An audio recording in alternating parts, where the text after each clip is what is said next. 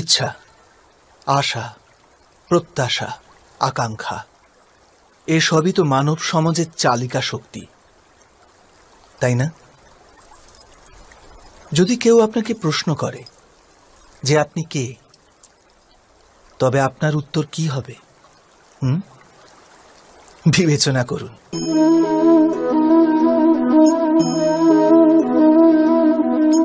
আপনি তখন বুঝতে পারবেন যে আপনার ইচ্ছাই আপনার জীবনের ব্যাখ্যা। কিছু পাওয়ার সাফল্য, কিছু না পাওয়ার নিষ্ফলতাই আপনার পরিচয়। অধিকতর ব্যক্তি এইভাবে জীবিত, নিজের ভেতর থেকে শেষ হয়ে যেতে থাকে, তবু নিজের ইচ্ছেগুলোকে মারতে পারে না। ইচ্ছা তাকে এমন ভাবে ছোটাতে থাকে যেমন মৃগের নেশায় শিকারী। কিন্তু আবার এই ইচ্ছাগুলির গর্ভ থেকেই জ্ঞানের প্রকাশও ঘটে। কি করে? যখন ইচ্ছা অপূর্ণ থেকে যায়, আশা ভেঙে যায়, তখন সেখান থেকে জ্ঞানের কিরণ প্রবেশ করে মানুষের হৃদয়ে। না, এই গাথা শুধু ইচ্ছাদের পরস্পর সংঘর্ষের নয়, নয় মহতাকাঙ্ক্ষা থেকে জন্ম নেওয়া ভয়াবহ রক্তপাতের। এই গাথা হল ইচ্ছার গর্ভ থেকে উৎসারিত হওয়া জ্ঞানের।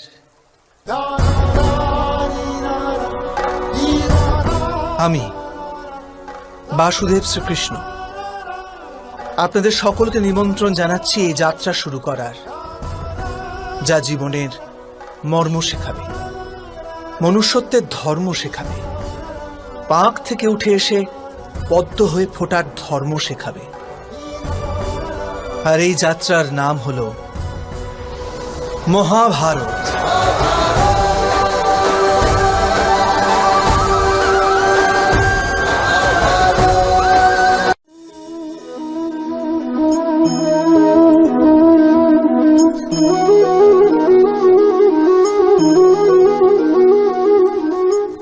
সন্তানের ভবিষ্যৎ সুখে ভরি তোলার চেষ্টা, এই তো প্রত্যেক মাতা পিতার প্রথম কর্তব্য, যাদের আপনি এই সংসারে এনেছেন, যাদের কর্মের দ্বারা এই জগৎ আপনারও পরিচয় পাবে ভবিষ্যতে।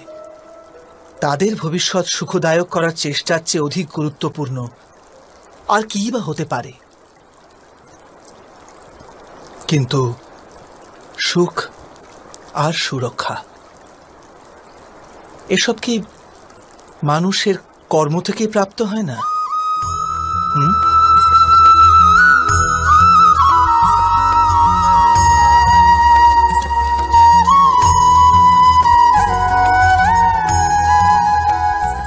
মাতা পিতার দেওয়া ভালো বা মন্দ সংস্কার, বা তাদের দেওয়া যোগ্য অথবা অযোগ্য শিক্ষা, এসবই কি আজকের সমস্ত কর্মের মূল নয়? সংস্কার আর শিক্ষার থেকে তৈরি হয় মানুষের চরিত্র। অর্থাৎ মাতা পিতা নিজের সন্তানদের যেমন চরিত্র নির্মাণ করেন, তেমনই হয় তাদের ভবিষ্যৎ। কিন্তু তবু অধিকতর মাতা পিতা নিজেদের সন্তানের ভবিষ্যৎ সুরক্ষিত করার চিন্তায় তাদের চরিত্র নির্মাণের কার্যের কথা ভুলেই যান। বস্তুত যে মাতা পিতা শুধু নিজের সন্তানের ভবিষ্যতের চিন্তা করেন, তাদের সন্তানদের কোনো লাভ হয় না। কিন্তু যে মাতা পিতা নিজের সন্তানের ভবিষ্যৎ নয়, তার চরিত্রের নির্মাণ করেন, সেই সন্তানের প্রশস্তি বিশ্ব সংসার করে। স্বয়ং বিচার করুন।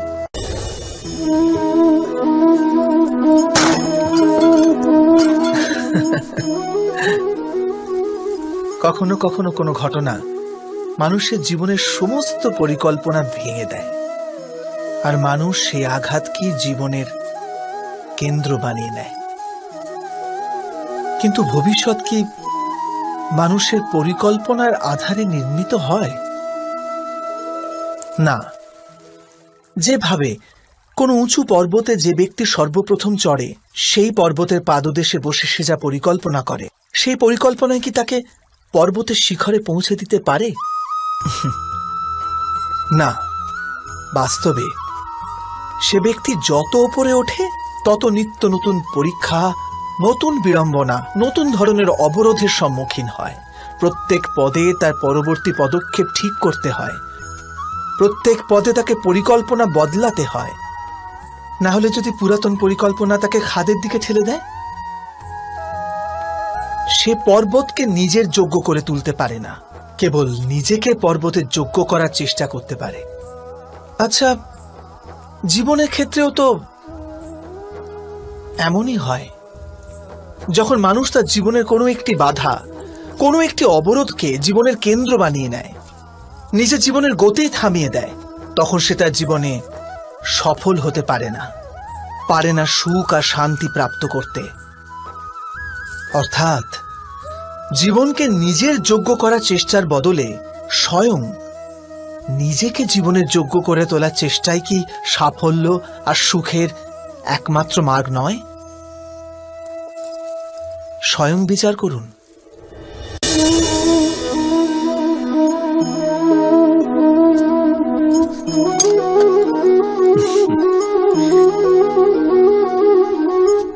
ভবিষ্যতের দ্বিতীয় নাম সংঘর্ষ। হৃদয়ে আজ যদি কোনো ইচ্ছা জাগে, যদি তা পূর্ণ না হয়, তবে হৃদয় ভবিষ্যতের পরিকল্পনা করে। ভবিষ্যতে ইচ্ছা পূর্ণ হবে এমন কল্পনা করতে থাকে। কিন্তু জীবন না লুকিয়ে আছে ভবিষ্যতে, না আছে অতীতে। জীবনের হদিশ তো আছে এই ক্ষণে, অর্থাৎ এই মুহূর্তের অনুভবেই রয়েছে জীবনের অনুভব। কিন্তু আমরা সব জেনে বুঝেও এটুকু সত্য মেনে নিতে পারি না। হয় আমরা পুরনো স্মৃতি দিয়ে নিজেদের ঘিরে বসে থাকি, অথবা আগামী সময়ের জন্য পরিকল্পনা করতে থাকি। আর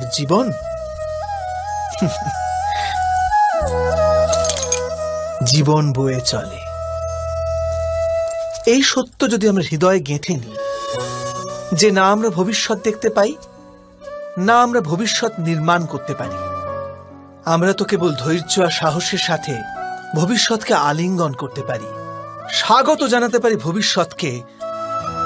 আর তবেই কি জীবনের প্রতি মুহূর্ত জীবনের দ্বারা মুখরিত হয়ে উঠবে না? স্বয়ং বিচার করুন।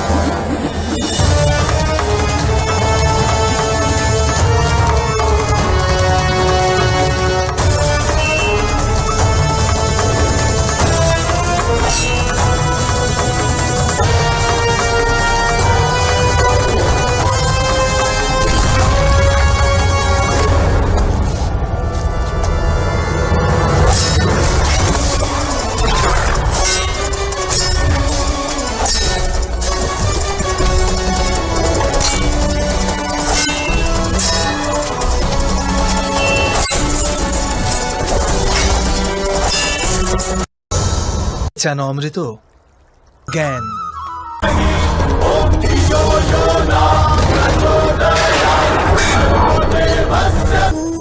পূর্বপুরুষের ইচ্ছা, আশা, মহতাকাঙ্ক্ষা, ক্রোধ, বিবাদ, প্রতিশোধ, এ সব কিছুর ভার নতুন প্রজন্মকে বহন করতে হয়। মাতা পিতা নিজের সন্তানকে দিতে তো চান বিশ্বের সমস্ত সুখ, কিন্তু দিয়ে ফেলেন নিজের জমানো পীড়ার সত্তা। দিতে চান অমৃত, কিন্তু সাথে সাথে বিষের ঘড়াও পূর্ণ করে দিয়ে যান। আপনি বিচার করুন, আপনি আপনার সন্তানকে কি দিয়েছেন জীবনে? অবশ্যই প্রেম, জ্ঞান, সম্পত্তি এসব দিয়ে থাকবেন, কিন্তু তার সাথে সাথে ওদের মনকে বিষে দেননি তো পূর্ব শর্ত দিয়ে? ভালো মন্দের পূর্ব পরিকল্পিত ব্যাখ্যা দেননি তো? ব্যক্তির সাথে ব্যক্তির, সমাজের সাথে সমাজের, রাষ্ট্রের সাথে রাষ্ট্রের এই সংঘর্ষ পূর্ব ব্যাখ্যার থেকে নির্মিত নয় কি? হত্যা, মৃত্যু, রক্তপাত এসব কি পূর্ব ব্যাখ্যা থেকে জন্মায় না? অর্থাৎ মাতা পিতা নিজের সন্তানকে জন্মের সাথে সাথে মৃত্যুর দানও দেন, প্রেমের প্রকাশের সাথে সাথে ঘৃণার অন্ধকার উপহার দেন। আর অন্ধকার মনের হোক, হৃদয়ের হোক বা বাস্তবিক হোক, তার থেকে কেবল ভয়ের উৎপত্তি হয়, কেবল ভয়। স্বয়ং বিচার করুন। জগতে প্রত্যেক ব্যক্তির কোনো না কোনো দুর্বলতা অবশ্যই আছে। যেমন কেউ খুব অধিক বেগে দৌড়াতে পারে না, কেউ অধিক ভার গ্রহণ করতে পারে না, কেউ কোনো অসাধ্য রোগে পীড়িত হয়ে পড়ে, তো কেউ বিদ্যা পাঠ স্মরণে রাখতে পারে না। এরকম অনেক উদাহরণ আরো আছে। আপনি কি এমন কোনো ব্যক্তিকে জানেন যার সমস্ত প্রাপ্তি ঘটেছে? কিন্তু আমরা জীবনের একটি দুর্বলতাকে জীবনের কেন্দ্র বানিয়ে ফেলি, যেই কারণবশত হৃদয়ে দুঃখ আর অসন্তোষ ঘিরে থাকে সদা। দুর্বলতা মানুষ জন্ম থেকে অথবা কোনো দুর্ঘটনার মাধ্যমে প্রাপ্ত করে, কিন্তু দুর্বলতাকে মানুষের মন নিজের অক্ষমতা বানিয়ে ফেলে। কিন্তু কিছু ব্যক্তি এমনও হন যারা নিজের পৌরুষ আর শ্রমের দ্বারা সেই দুর্বলতাকে পরাজিত করে দেন। কি বিভেদ আছে এদের আর অন্য লোকেদের মধ্যে? আপনি কখনো এর বিচার করেছেন? অতি সরল উত্তর আছে এই প্রশ্নে। যে ব্যক্তিকে দুর্বলতা পরাজিত করতে পারে না, যে পৌরুষের প্রমাণ দেবার সাহস রাখে হৃদয়ে, সেই দুর্বলতাকে পার করতে পারে। অর্থাৎ দুর্বলতা তো ঈশ্বর প্রদান করে, কিন্তু নিজের সীমা তো মানুষ নিজেই নির্মিত করে। স্বয়ং বিচার করুন। মানুষের সব সম্পর্কের আধার হলো প্রত্যাশা। পতি কেমন হবে? যে আমার জীবন সুখ আর সুবিধায় ভরে দেবে। পত্নী কেমন হবে? যে সর্বদা আমার প্রতি সমর্পিত থাকবে। সন্তান কেমন হবে? যে আমার সেবা করবে, আমার আদেশ মেনে চলবে।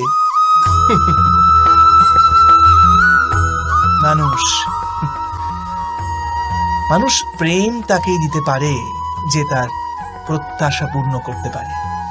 আর প্রত্যাশা নিয়তি হচ্ছে ভঙ্গ হওয়া। কি করে? কারণ প্রত্যাশা মানুষের মস্তিষ্কে জন্ম নেয়। কোন অন্য ব্যক্তি তার প্রত্যাশার কথা জানতেই পারে না। পূর্ণ করার প্রবল ইচ্ছে থাকলেও কোনো মানুষ কারোর সকল প্রত্যাশা পূর্ণ করতে পারে না। আর তার থেকেই জন্ম নেয় সংঘর্ষ। সকল সম্পর্ক সংঘর্ষে পরিবর্তিত হয়ে যায়। কিন্তু মানুষ যদি প্রত্যাশাকে সম্পর্কের আধার না বানায় আর স্বীকার করে যে কেবল সম্পর্কই মূল আধার, তবে কি জীবন আপনা থেকেই সুখ আর শান্তিতে ভরে যাবে না? স্বয়ং বিচার করে দেখুন। জীবনের প্রতি ক্ষণ নির্ণয়ের ক্ষণ। প্রত্যেক পদে আগামী মুহূর্তের নির্ণয় করতে করতে যেতে হয়। আর নির্ণয় নিজের প্রভাব রেখে যায়। আজকের নেওয়া নির্ণয় ভবিষ্যতের জন্য সুখ বা দুঃখ লিখে রেখে দেয়। না কেবল নিজের জন্য, নিজের পরিবারের জন্যেও, আগামী প্রজন্মের জন্য বটে। যখন কোনো সংশয় সামনে এসে দাঁড়ায়, মন ব্যাকুল হয়ে যায়, অনিশ্চয়তায় ভরে যায়। নির্ণয়ের সেই ক্ষণ এক যুদ্ধে পরিণত হয় আর মন হয়ে ওঠে যুদ্ধভূমি। অধিকাংশ নির্ণয় আমরা সংশয় থেকে বার হওয়ার জন্য নিই না, কেবল মনকে শান্ত করার জন্য নিয়ে থাকি। কিন্তু কেউ কেউ কি ছুটতে ছুটতে খাবার খেতে পারে? না। তবে কি যুদ্ধে যুঝতে থাকা কোনো মন সঠিক নির্ণয় নিতে পারে?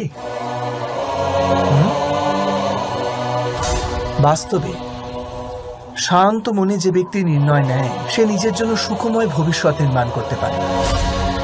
কিন্তু নিজের মনকে শুধু শান্ত করতেই যদি কেউ কোনো নির্ণয় নেয়, তবে সে ব্যক্তি নিজের জন্য ভবিষ্যতে কাঁটা বৃক্ষ রোপণ করে। স্বয়ং বিচার করে দেখুন। সময়ের প্রারম্ভ থেকে মানুষকে একটি প্রশ্ন সদাই পীড়া দেয়, যে তারা নিজের সম্পর্কগুলিতে অধিকতম সুখ আর ন্যূনতম দুঃখ কিভাবে লাভ করতে পারে। আচ্ছা, আপনার সমস্ত সম্পর্ক কি আপনাকে সম্পূর্ণ সন্তোষ দিতে পেরেছে? বিচার করুন। আমাদের জীবন সম্পর্কের উপর দাঁড়িয়ে আছে। এই জীবনের সুরক্ষাও এই সম্পর্কের উপরই টিকে আছে। সেই কারণে আমাদের জীবনের সমস্ত সুখের আধারও এই সম্পর্ক। কিন্তু তবু আমাদের সম্পর্কগুলি থেকেই বেশিরভাগ দুঃখের জন্ম কেন হয়? সর্বদা সংঘর্ষ এই সম্পর্কগুলি থেকেই কেন উৎপন্ন হয়? কখনো বিচার করেছেন? যখন কোনো ব্যক্তি অন্য ব্যক্তির চিন্তাধারা বা কাজকে স্বীকার করে না, তার ভেতরে কোনো পরিবর্তন আনার প্রচেষ্টা করে, তখন সংঘর্ষের জন্ম হয়। অর্থাৎ যত অধিক অস্বীকার তত অধিক সংঘর্ষ, আর যত অধিক গ্রহণ ক্ষমতা ততই অধিক সুখ। এটা বাস্তব নয়? যদি মানুষ স্বয়ং নিজের প্রত্যাশার উপরে অঙ্কুশ টানে, নিজের বিচারধারাকে পাল্টায়, কোনো অন্য ব্যক্তিকে পাল্টানোর প্রচেষ্টা না করে স্বয়ং নিজের ভিতরেই পরিবর্তন আনার প্রয়াস করতে থাকে, তবে কি সম্পর্কতে সন্তোষ লাভ করা খুব কঠিন হবে? অর্থাৎ স্বীকার করে নেওয়াই কি সম্পর্কের বাস্তবিক অর্থ নয়? স্বয়ং বিচার করুন।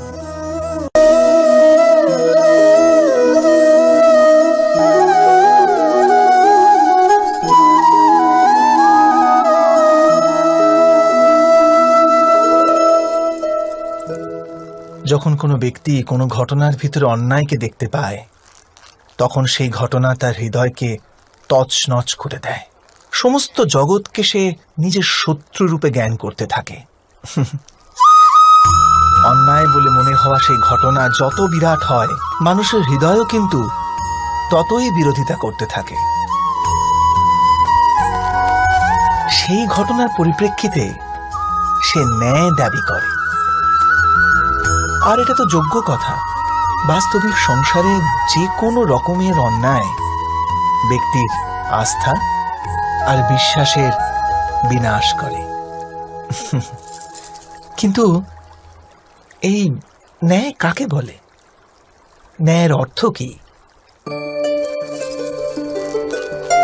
অন্যায় যে করেছে সে যদি অনুতপ্ত হয়, আর যার উপর অন্যায় হয়েছে তার মনে যদি আবার বিশ্বাস জাগে সমাজের প্রতি, তাকেই তো ন্যায় বলে। কিন্তু যার হৃদয়ে ধৈর্যের স্থান নেই, সে ন্যায়ের পথ ছেড়ে দ্বন্দ্ব আর প্রতিশোধের পথ বেছে নেয়। হিংসার বদলে প্রতিহিংসার ভাবনা নিয়ে সে এগিয়ে যায়। স্বয়ং যা পীড়া ভোগ করেছে তার চেয়ে অধিক পীড়া অপরকে দেবার প্রয়াস করে। আর এই পথে চলতে গিয়ে অন্যায় যার উপর হয়েছে সেই স্বয়ং অন্যায় করে ফেলে। শীঘ্র সে অপরাধী হয়ে যায়। অর্থাৎ ন্যায় আর প্রতিশোধের মধ্যে খুব ক্ষুদ্র ফারাক থাকে, আর সেই ফারাকের নামই হল ধর্ম। এটা কি সত্য নয়? স্বয়ং বিচার করুন। দুই ব্যক্তি যখন নিকটে আসে তখন তারা একে অপরের জন্য সীমা আর মর্যাদা নির্ধারণ করার চেষ্টা অবশ্যই করে।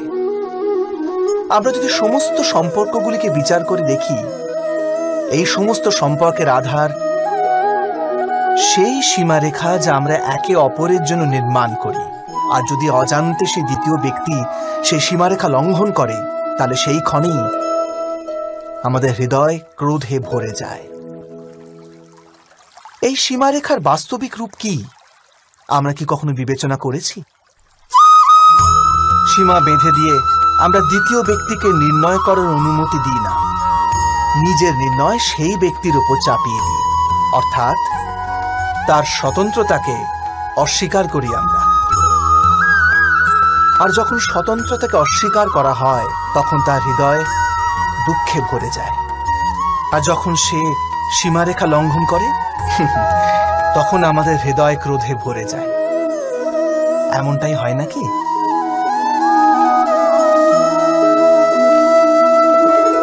কিন্তু যদি আমরা একে অপরের স্বতন্ত্রতাকে সম্মান করি, তাহলে কোনো সীমার প্রয়োজনীয়তাই পড়ে না। অর্থাৎ যে প্রকারে বোঝাপড়া যে কোনো সম্পর্কের দেহ, ঠিক সেইভাবেই স্বতন্ত্রতা সে সম্পর্কের আত্মা নয় কি? স্বয়ং বিচার করুন।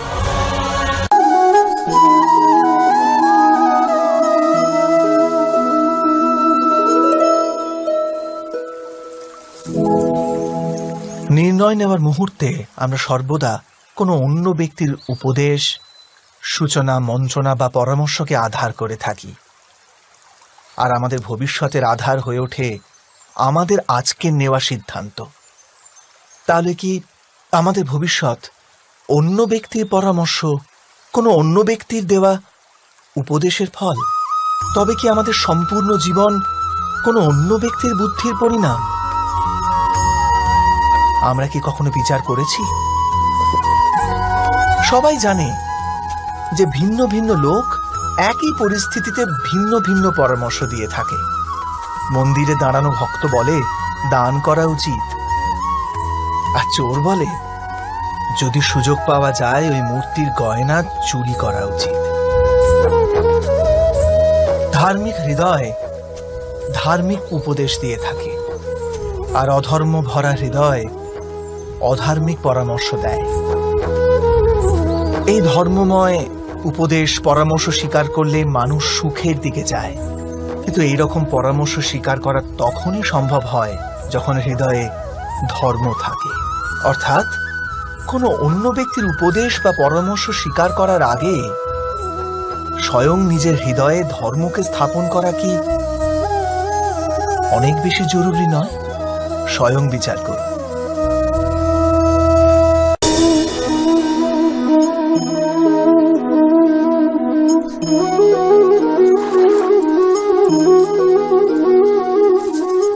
পিতা সর্বদা নিজের সন্তানের সুখেরই কামনা করে, তার ভবিষ্যতের সুখের চিন্তায় মগ্ন থাকে, আর সেই কারণবশতই সদাই নিজের সন্তানের ভবিষ্যতের লক্ষ্য নিজেই নিশ্চিত করার চেষ্টা করতে থাকে। যে পথে পিতা স্বয়ং চলেছে, যে পথের কাঁটা কাঁকড়ের সাথে সে পরিচিত, পথের ছায়া পথের তাপ সে স্বয়ং অনুভব করেছে, সেই পথেই তার পুত্রও চলুক, এই ইচ্ছাই থাকে প্রত্যেক পিতার। নিঃসন্দেহে এ এক উত্তম ভাবনা, কিন্তু তিনটি প্রশ্নের উত্তর বিচার করতে আমরা ভুলেই যাই। কি সেই প্রশ্ন? প্রথম প্রশ্ন, এই সময়ের সাথে সাথে প্রত্যেক পথের পরিবর্তন হয় নাকি? সময় কি সর্বদা নতুন পরীক্ষার সম্মুখীন করে না? তাহলে বিগত সময়ের অভিজ্ঞতা নতুন প্রজন্মকে কি লাভ দিতে পারে? দ্বিতীয় প্রশ্ন, প্রত্যেক সন্তানই কি তার মাতা পিতার প্রতিচ্ছবি হয়? হ্যাঁ, সন্তানকে তার শিক্ষা তো অবশ্যই তার মাতা পিতা প্রদান করেন, কিন্তু অন্তরের ক্ষমতা ঈশ্বরের দান। তবে যে পথে চলে পিতা সাফল্য পেয়েছে, এটা কি নিশ্চিত যে সেই পথে চলে তার সন্তানও সাফল্য আর সুখ লাভ করতে পারবে? তৃতীয় প্রশ্ন, জীবনের সংঘর্ষ আর পরীক্ষায় কি লাভ প্রদান করে না? প্রত্যেক নতুন প্রশ্ন কি এক নতুন উত্তরে দ্বার খুলে দেয় না? তবে কি সন্তানদের নতুন নতুন প্রশ্ন, সংঘর্ষ আর পরীক্ষা থেকে দূরে রাখলে তা কি তাদের পক্ষে খুব লাভজনক হবে নাকি তাদের ক্ষতিই করবে? অর্থাৎ যেমনভাবে সন্তানের ভবিষ্যৎ নির্মাণ করার বদলে তার চরিত্র নির্মাণ করাই শ্রেয়, তেমনি সন্তানের ভবিষ্যতের পথ নির্ধারণ করার বদলে তাদের নতুন নতুন সংঘর্ষের সাথে লড়াই করতে পারার মনোবল আর জ্ঞান প্রদান করা, এটাই কি লাভজনক নয়? স্বয়ং বিচার করে দেখুন। সবার জীবনে এমন মুহূর্ত অবশ্যই আসে যখন সত্য বলার নিশ্চয়তা থাকে হৃদয়ে, কিন্তু মুখ থেকে সত্যটা বেরোতেই পারে না। কোনো ভয় মনকে এমনই ঘিরে রাখে। কোনো ঘটনা বা প্রসঙ্গ সম্পর্কে কথা বলা, অথবা নিজের কোনো ভুল হয়ে গেলে সেই সম্বন্ধে কথা বলা, এটাই কি সত্য কথা বলা? না, এ তো কেবল তথ্যটুকু, অর্থাৎ যেমন ঘটেছে শুধু সেইটুকু ব্যক্ত করা, এ সামান্য ব্যাপার। কিন্তু কখনো কখনো সেই তথ্যটুকু বলতে গিয়েও ভয় হতে থাকে। কখনো আবার অন্য ব্যক্তি কি ভাববে সেই দুশ্চিন্তা হয় মনে। অন্য কারো দুঃখ হবে এই ভয়টাও সত্যকে আটকায়। তবে এই সত্য কাকে বলে আমরা কি কখনো বিবেচনা করেছি? যখন ভয়কে তুচ্ছ করেও কোনো তথ্য বলে দেওয়া হয়, তবে তাকে সত্য বলা হয়। বাস্তবে সত্য আর কিছুই না, কেবল নির্ভীকতারই অপর নাম। আর নির্ভীক হওয়ার কোনো সময় হয় না, কারণ নির্ভীকতা আত্মারই এক স্বভাব।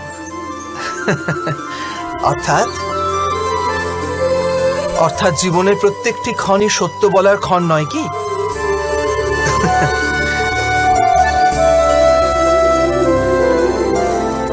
স্বয়ং বিচার করুন।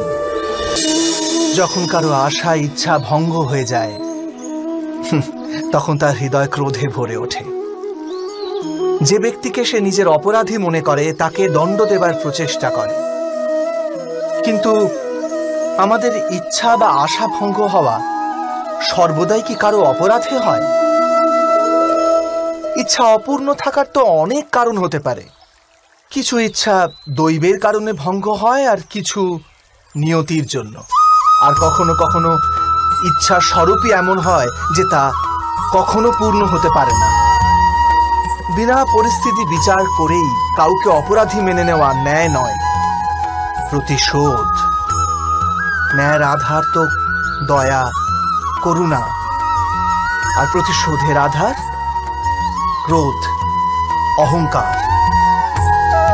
অর্থাৎ হৃদয়ে করুণা ধারণ না করে কারোর অপরাধের বিচার বিবেচনা করা ও কাউকে দণ্ড দেওয়াটা আরো বড় অন্যায় নয় কি? স্বয়ং বিচার করুন।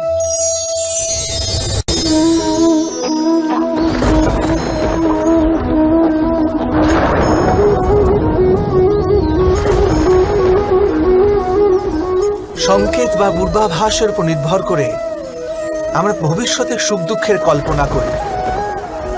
ভবিষ্যতে দুঃখের কারণ দূর করার জন্য আমরা আজ পরিকল্পনা করি। কিন্তু কালকের সংকটকে আজ নির্মূল করার চেষ্টা করলে আমরা লাভবান হই নাকি আমরা ক্ষতিগ্রস্ত হই? এই প্রশ্ন নিজেদের করি না। সত্য তো এটাই যে সংকট আর তার নিবারণ একসাথেই জন্ম নেয়, ব্যক্তির খাতিরে আবার সৃষ্টিরও খাতিরে, তাই না? আপনি আপনার ভূতকালের কথা স্মরণ করুন, ইতিহাসকে দেখে নিন। আপনি তখনই উপলব্ধি করবেন যে যখন যখন সংকট এসেছে তখন তখন তাকে নিবারণ করার শক্তিরও জন্ম হয়েছে। এটাই তো জগতের নিয়ম। অর্থাৎ সংকটই শক্তির জন্মের কারণ। প্রত্যেক ব্যক্তি যখন সংকট থেকে বেরিয়ে আসে তখন সে এক পদ আগে এগিয়ে যায়, অধিক উজ্জ্বলতা, অধিক আত্মবিশ্বাস লাভ করে, না কেবল নিজের জন্য, সমগ্র বিশ্বের জন্য বটে। এটা কি সত্য নয়? বাস্তবে সংকটের জন্ম মানে একটি সুযোগের জন্ম, নিজেই নিজেকে বদল করার, নিজের চিন্তাধারাকে আরো উঁচুতে নিয়ে যাওয়ার সুযোগ, নিজের আত্মাকে অধিক বলবান আর অধিক জ্ঞানমণ্ডিত করার সুযোগ। যেটা করতে পারে তার কোনো সংকট আসে না, কিন্তু এমনটা যে করতে পারে না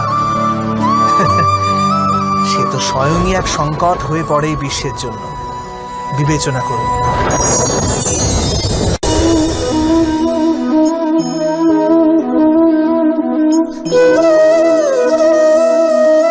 পরম্পরার মধ্যে ধর্মের অবস্থান, আর প্রথাই ধর্মকে ধরে রাখার দায়িত্ব বহন করে, এটা সত্যি।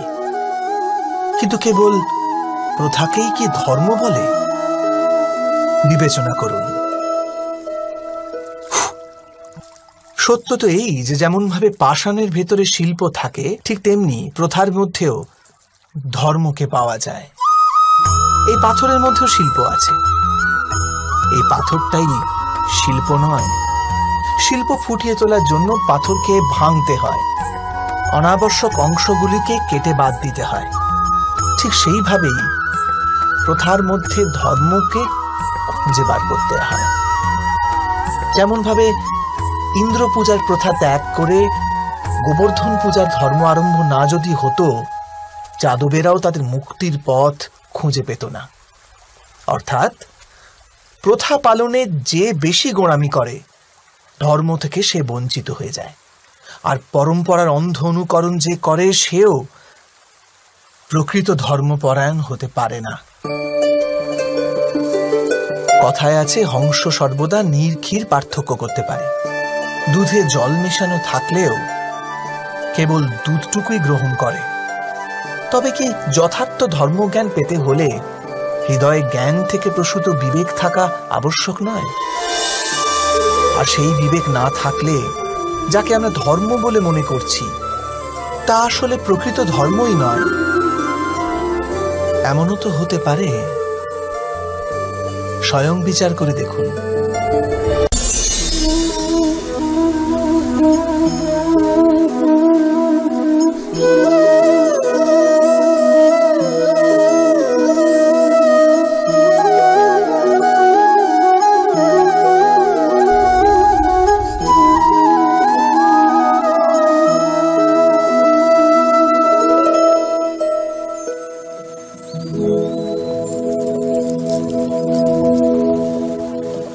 ভবিষ্যৎকে আধার করে সবাই আজকে নির্ণয় করতে চায়।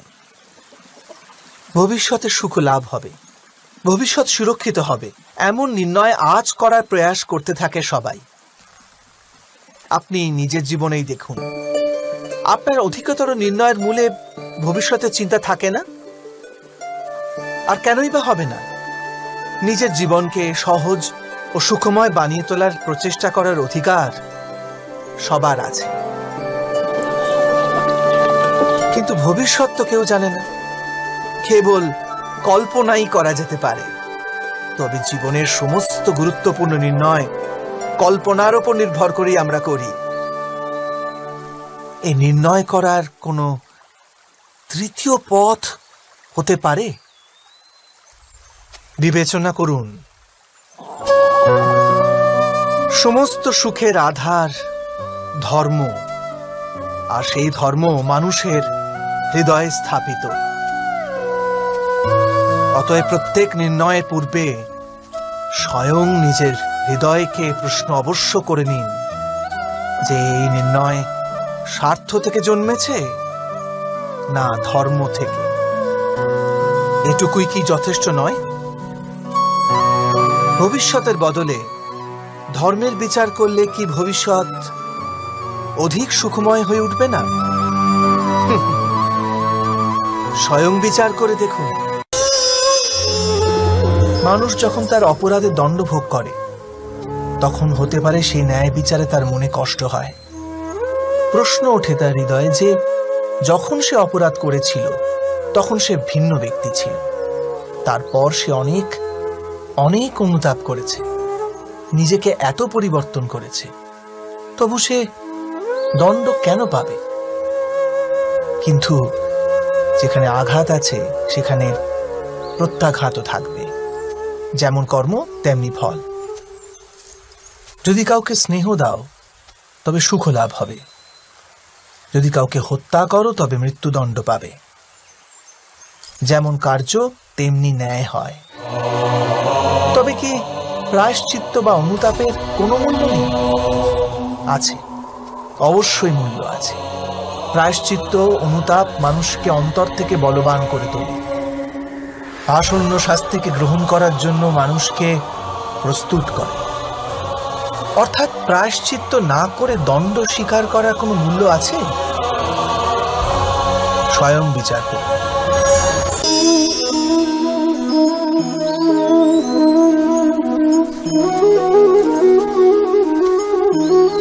যখন নিজের কোনো ভালো কাজের বদলে দুঃখ লাভ হয়, অথবা কেউ দুষ্কর্ম করেও সুখ লাভ করে, তখন মন অবশ্যই এটা ভাবতে বসে যে তাহলে ভালো কর্ম করার, ধর্মের পথে চলার তাৎপর্যটা কি?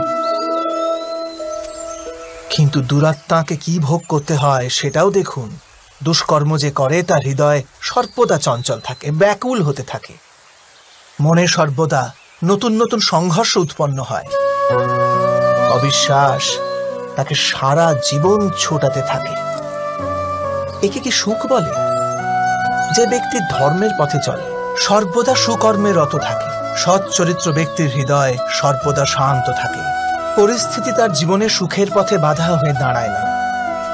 সমাজে তার সম্মান ও মনে সন্তোষ অক্ষত থাকে সর্বদা। অর্থাৎ ভালো ব্যবহার ভবিষ্যতের সুখের পথ দেখায় না, ভালো ব্যবহার নিজেই সুখ দেয়। অথবা দুর্ব্যবহার ভবিষ্যতে দুঃখের পথ দেখায় না। অধর্ম সেই মুহূর্তে দুঃখকে উৎপন্ন করে। ধর্ম থেকে সুখ পাওয়া যায় না, ধর্মই স্বয়ং সুখ।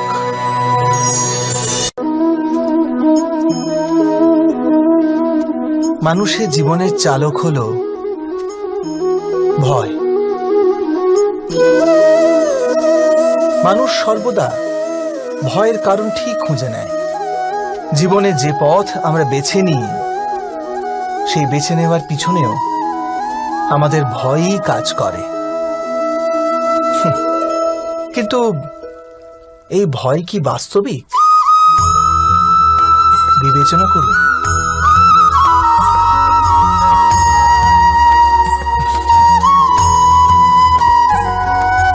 ভয়ের অর্থ আগামী সময়ের বিপত্তির কল্পনা।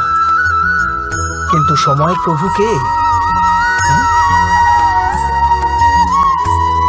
না আমরা সময়ের প্রভু, আর না আমাদের শত্রু অথবা আমাদের প্রতিস্পর্ধী। সময় তো ঈশ্বরের অধীনে চলে। তাহলে যদি কেউ আপনার ইচ্ছে করে ক্ষতি করার পরিকল্পনা করতে থাকে, তবে কি সে বাস্তবে আপনাকে ক্ষতিগ্রস্ত করতে পারে? না। কিন্তু ভয়ে পরিপূর্ণ হৃদয় আমাদের অধিক ক্ষতি করে। এটাই কি সত্য নয়?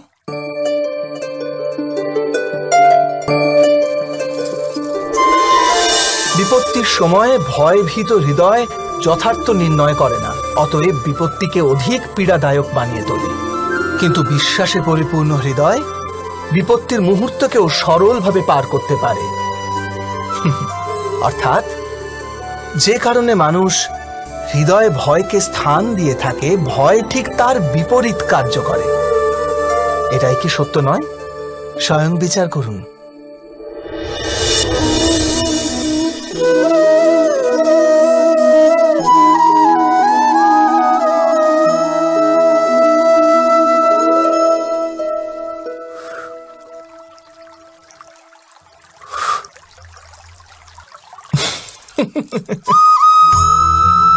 জীবনে আসন্ন সংকটের সম্মুখীন হওয়ার জন্য মানুষ যখন নিজেকে অযোগ্য মনে করে, যখন তার নিজের শক্তির উপর বিশ্বাস থাকে না, তখন সে সদ্গুণ ত্যাগ করে দুর্গুণ আপন করে নেয়।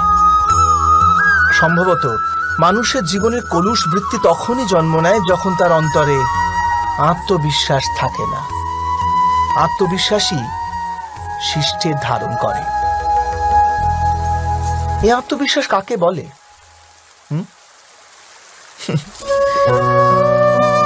যখন মানুষ বিশ্বাস করে যে জীবনের সংঘর্ষ তাকে দুর্বল করে তোলে, তখন তার নিজের উপর বিশ্বাস থাকে না। সে সংঘর্ষ অতিক্রম করার বদলে সংঘর্ষ থেকে পালিয়ে যাবার উপায় খুঁজতে থাকে। কিন্তু যখন সে বুঝতে পারে যে এই সংঘর্ষ তাকে অধিক শক্তিশালী করে তোলে, ঠিক যেমন ব্যায়াম করলে দেহের শক্তি বৃদ্ধি পায়, তখন প্রত্যেক সংঘর্ষের সাথে তার উৎসাহ বৃদ্ধি পায়। অর্থাৎ আত্মবিশ্বাস আর কিছুই নয়, মনেরই এক স্থিতি, জীবনকে দেখার এক দৃষ্টিকোণ মাত্র। আর দৃষ্টিকোণ তো মানুষের নিজেরই অধীনে থাকে, তাই না? স্বয়ং বিচার করুন।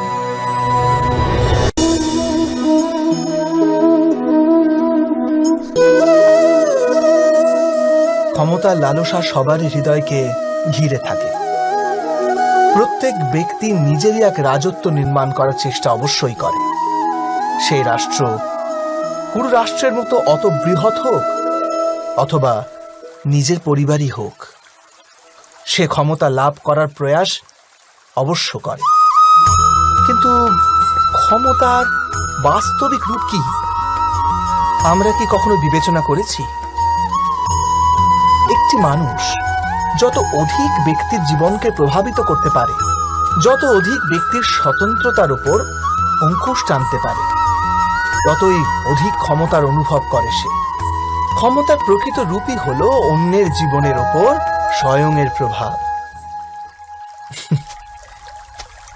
কিন্তু বাস্তবে প্রভাব প্রেম, দয়া, করুণা ও ধর্ম থেকে উৎপন্ন হয় নাকি? যখনই মানুষ কঠোরতা আর অধর্মের মাধ্যমে ক্ষমতা প্রাপ্ত করার প্রয়াস করে, তখনই সে অন্যের হৃদয়ে বিরোধিতা অথবা বিদ্রোহের জন্ম দেয়। আর পরিণাম অনেকটা এই রকম। হ্যাঁ, কিছু সময়ের জন্য সে নিজের প্রভাব ও শক্তির বিকাশ অবশ্য অনুভব করে, কিন্তু তা বাস্তবিক ক্ষমতা নয়। এই কারণে ভৃগু আর বশিষ্ঠের মতো ঋষিদের আজও পূজা করা হয়, রাবণ বা হিরণ্যকশিপুদের নয়। এ সম্বন্ধে আপনি অবশ্যই বিচার করবেন, সত্য বলেছি কিনা।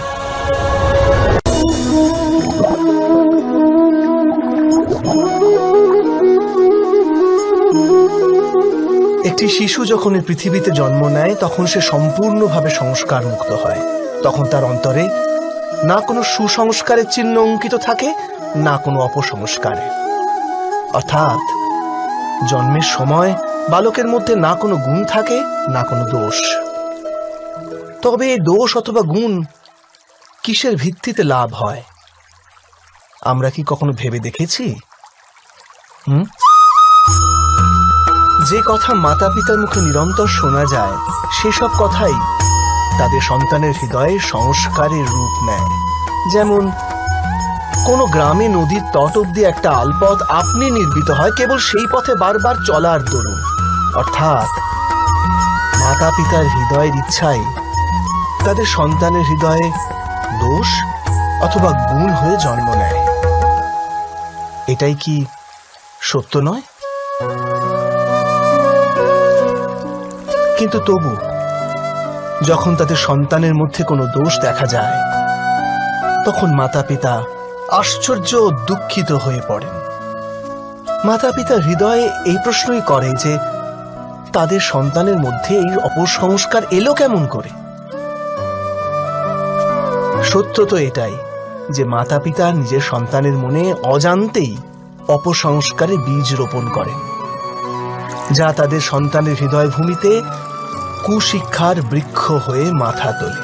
অর্থাৎ নিজের সন্তানদের সুসংস্কার আর ধর্মপরায়ণ করে তোলার আশা রাখে যে মাতা পিতা, তাদের সর্বপ্রথম তাদের নিজের হৃদয়ের ইচ্ছার উপর নিয়ন্ত্রণ রাখাটা অনিবার্য নয় কি?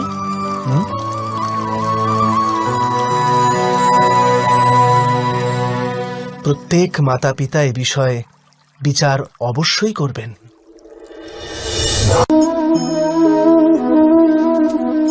মানুষের এই স্বভাব যে সে স্বয়ং নিজের পরিবারকে, নিজের সন্তানদের অধিকতর সুখ লাভ হোক সেই প্রচেষ্টাই করে। সেই কারণেই আমরা সদা শ্রম আর কষ্ট থেকে দূরে থাকতে চাই, বিশ্রাম আর বিলাসবহুল জীবন ধারণের প্রয়াস করি। স্বয়ং নিজের জীবনকেই দেখুন। এটা কি সত্য নয় যে আমরা আমাদের সন্তানদের জন্য সর্বদা বিশ্রাম ও স্বাচ্ছন্দ্যের আয়োজন করতে চাই? কিন্তু কখনো কি ভেবেছেন যে ওদের এই বিশ্রাম থেকে কি ফল লাভ হয়? কেবল সুখ আর সুবিধা যারা লাভ করে তাদের জীবন কেমন হয়? শরীর যখন শ্রম করে তখন অধিক সুস্থ থাকে, বুদ্ধিও যখন কঠিন পরিস্থিতির সম্মুখীন হয় তখন আরো তেজস্বী হয়ে ওঠে। এ আমাদের সবার অভিজ্ঞতা, কিন্তু আমরা হয়তো এটা ভুলেই যাই যে মন আর সত্তা যখন কঠিন পরিস্থিতির মধ্যে দিয়ে যায় তখন উভয়ই অধিক বলবান হয়ে ওঠে। অর্থাৎ যখনই আমরা আমাদের সন্তানদের শ্রম ও দুঃখ থেকে দূরে রাখার প্রয়াস করি তখন বাস্তবে তাদের সুখের পথ আমরা বন্ধ করে দিই নাকি? স্বয়ং বিচার করুন।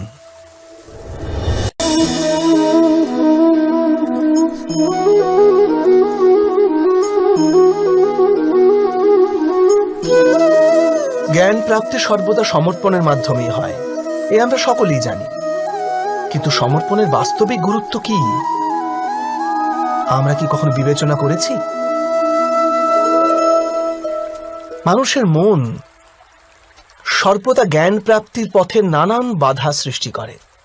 কখনো কোনো অন্য বিদ্যার্থীর প্রতি ঈর্ষা জন্মায়, কখনো গুরুর শেখানো পাঠের উপর সন্দেহ উৎপন্ন হয়, আবার কখনো গুরু দেওয়া কোনো শাস্তি মনকে অহংকারে ভরিয়ে তোলে।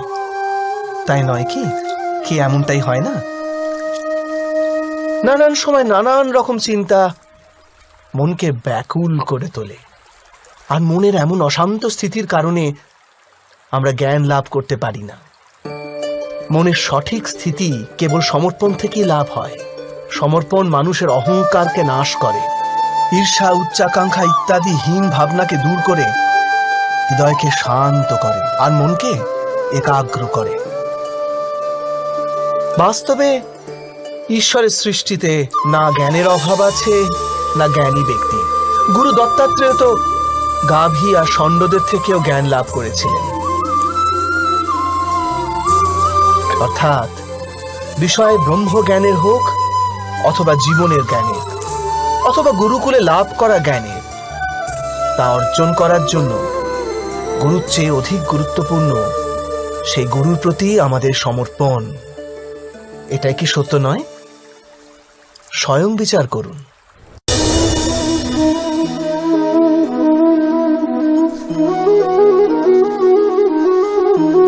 একই গুরুর কাছে শিক্ষা লাভ করা সকল শিষ্য এক সমান বিদ্যা লাভ করতে পারে না।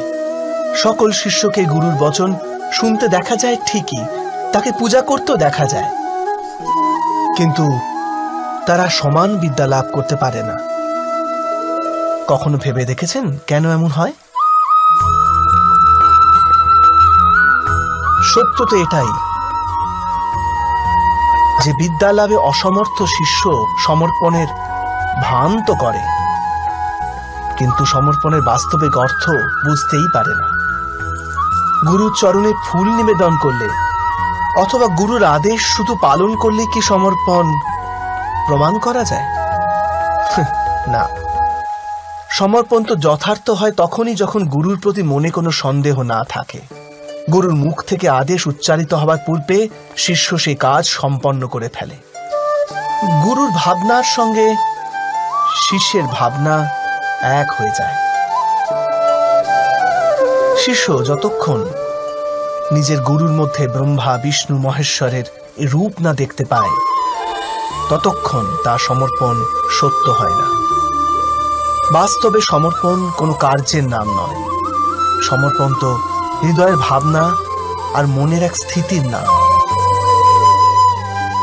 অর্থাৎ আমাদের অজ্ঞতার জন্য দোষ কেবল আমাদের মনেরই নয়। স্বয়ং বিচার করুন।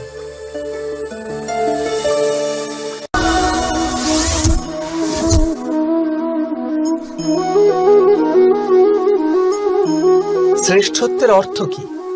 শ্রেষ্ঠ হওয়ার অর্থ হলো অন্যদের চেয়ে অধিক জ্ঞান অর্জন করা। অর্থাৎ গুরুত্ব এই বিষয় নয় যে কত জ্ঞান স্বয়ং অর্জন করলো কেউ, গুরুত্ব এই বিষয়ে যে লাভ করা জ্ঞান অন্য ব্যক্তিদের চেয়ে অধিক কিনা। অর্থাৎ শ্রেষ্ঠ হওয়ার ইচ্ছা জ্ঞান প্রাপ্তির বাসনাকেও এক প্রতিযোগিতা বানিয়ে তোলে।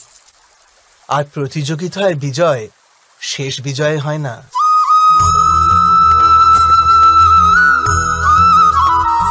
কিছু সময়ের জন্য শ্রেষ্ঠ অবশ্যই হওয়া যায়, কিন্তু সর্বদা কেউ কখনো শ্রেষ্ঠ থাকতে পারে না। তারপর আবার অসন্তোষ, পীড়া আর সংঘর্ষের সৃষ্টি হয়। কিন্তু শ্রেষ্ঠ হবার বদলে যদি উত্তম হবার প্রয়াস করা যায় তবে কি এরকম হয়? উত্তমের অর্থ হলো যা যা প্রাপ্ত করা যায় সেই সমস্ত অর্জন করা, কারোর চেয়ে অধিক লাভ করার ইচ্ছা থেকে নয়, শুধুমাত্র আত্মার তৃপ্তির জন্য কিছু অর্জন করা। উত্তম হবার পথে অন্য কারোর সঙ্গে প্রতিযোগিতা থাকে না, স্বয়ং নিজের সঙ্গে প্রতিযোগিতা হয়। অর্থাৎ উত্তম হবার চেষ্টা যে করে সে কখনো না কখনো সমস্ত জ্ঞান অর্জন করে ফেলে। প্রয়াস না করেই সে শ্রেষ্ঠ হয়ে ওঠে। কিন্তু যে শ্রেষ্ঠ হবার প্রয়াস করে সে শ্রেষ্ঠ হোক বা না হোক, উত্তম কখনোই হতে পারে না।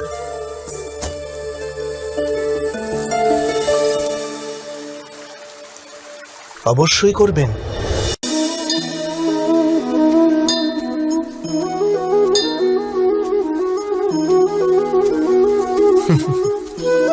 যখনই মানুষের জীবনে কোনো বিরূপ পরিস্থিতি আসে তখনই মানুষ ঈশ্বরের কাছে প্রার্থনা করে, ঈশ্বরের সম্মুখে মিনতি করে যেন সে পরিস্থিতি থেকে নিস্তার পায়। কিন্তু এই প্রার্থনার বাস্তবিক রূপ কেমন হয় সেটা কি আমরা কখনো বিবেচনা করেছি? প্রার্থনার অর্থ হল নিজের সমস্ত আকাঙ্ক্ষা, সমস্ত চিন্তা, সমস্ত সংকল্প বিকল্প, সমস্ত পরিকল্পনা ঈশ্বরের চরণে দান করা। অর্থাৎ নিজের কর্মের ফল কি হবে সেই নিয়ে চিন্তা না করে ধর্মের অনুরূপ কর্ম কর। ঈশ্বরের পরিকল্পনাকেই নিয়তি বলে মেনে নেওয়া, সেটাই তো প্রার্থনা, তাই না? কিন্তু ঈশ্বরের সমস্ত পরিকল্পনা বোঝাটা সম্ভব কি? সেসব পরিকল্পনা তো আমাদের কর্মের পরিণামস্বরূপ প্রকাশ পায় সর্বদা। কিন্তু যদি কেউ সব কর্মকেই ত্যাগ করে সেটা কি প্রকৃত প্রার্থনা? বাস্তবে কর্মই জীবন, আর ফলের প্রতি মোহ না করাই সত্যিকারের প্রার্থনা। যে প্রার্থনা কর্মের পথে বাধা হয়ে দাঁড়ায়, মানুষকে কার্যই করতে না দেয়, সেটা প্রার্থনা না পরাজয়? স্বয়ং বিচার করবেন।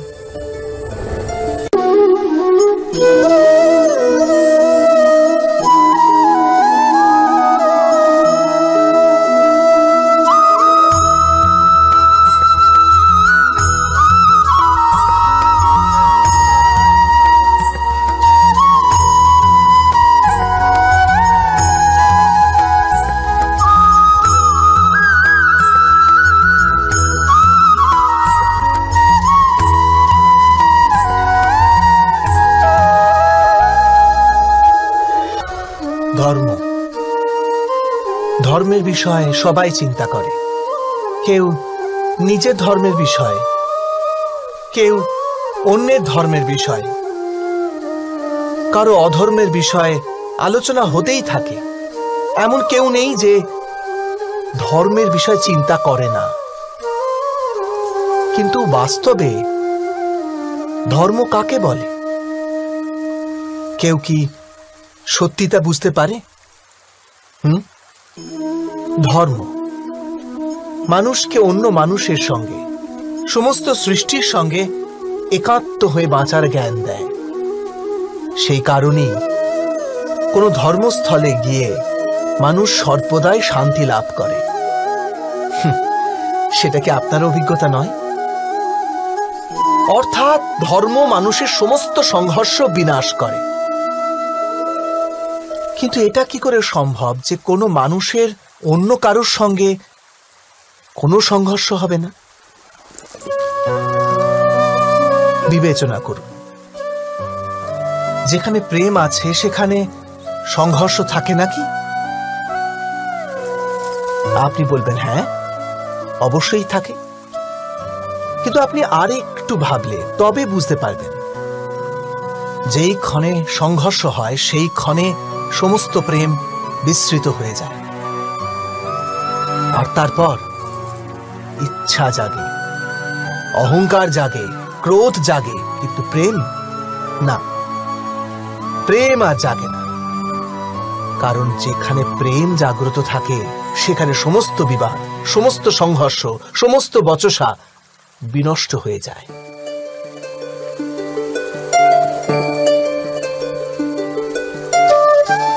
যদি তেমনি প্রেম সমগ্র বিশ্বের জন্য জেগে ওঠে, তবে কেবল মানুষ নয়, পশু পক্ষীদের জন্য, ঘাসের কণার জন্য যদি হৃদয়ে স্নেহ থাকে, তবে কি ক্রোধের আর কোনো কারণ বাকি থাকে?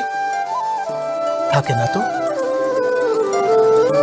এক ব্যক্তির হৃদয়ে অন্য ব্যক্তির জন্য যে প্রণয় থাকে, সেই প্রণয় যদি সমস্ত সৃষ্টির জন্য জাগে, তবে তাকেই করুণা বলে। করুণা অর্থাৎ সমস্ত বিশ্বকে গ্রহণ করা, সবকিছুর জন্য কেবল স্নেহ, আর কিছু নয়। কোথাও কারোর জন্য কোনো হীন ভাব নয়। করুণাই হলো বাস্তবে সমস্ত ধর্মের সার। ধর্ম যদি বৃক্ষ হয়, তবে করুণাই তার মূল, তার শিকড়। কিন্তু বারবার এমন পরিস্থিতি উপস্থিত হয় যখন মানুষ ধর্মের এই মূলকেই ভুলে যায়, কিছু নিয়ম, কিছু পরম্পরাকে গোঁড়াভাবে চেপে ধরে থাকে। আর করুণাকে তো ভুলেই যায়। আর এই জগৎ ভরে ওঠে সংঘর্ষে, ঈর্ষায়, শোষণে, ক্রোধে, বিবাদে, অর্থাৎ অধর্মে। আর তখন পরমাত্মাকে অবতার ধারণ করতে হয় মানুষকে বাস্তবিক জ্ঞান প্রদান করার জন্য। মহাভারতের কথাও সেই সময়ের কথা, যখন কিছু লোক পরম্পরাকে ধর্ম জ্ঞানে পালন করত, আর বাকিরা অধর্মে পরিপূর্ণ ছিল। ক্রোধ, বিবাদে, উচ্চাকাঙ্ক্ষার ঘূর্ণিঝড়ে আবৃত হয়ে ধর্মকেই নাশ করছিল। ব্যক্তির প্রতি স্নেহ ছিল, কিন্তু সমস্ত বিশ্বের জন্য স্নেহ ছিল না হৃদয়ে। এ জগতে করুণা ছিল না। সেই কারণেই আমি অবতার ধারণ করলাম।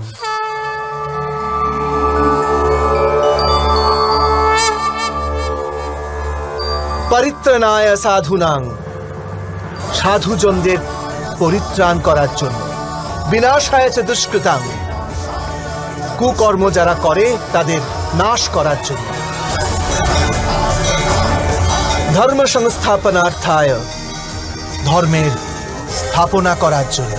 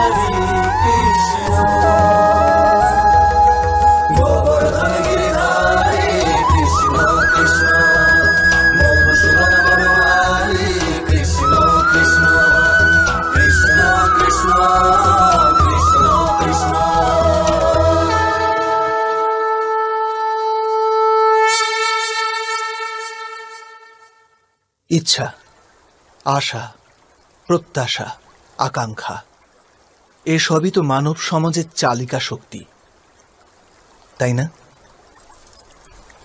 যদি কেউ আপনাকে প্রশ্ন করে যে আপনি কে, তবে আপনার উত্তর কি হবে? বিবেচনা করুন।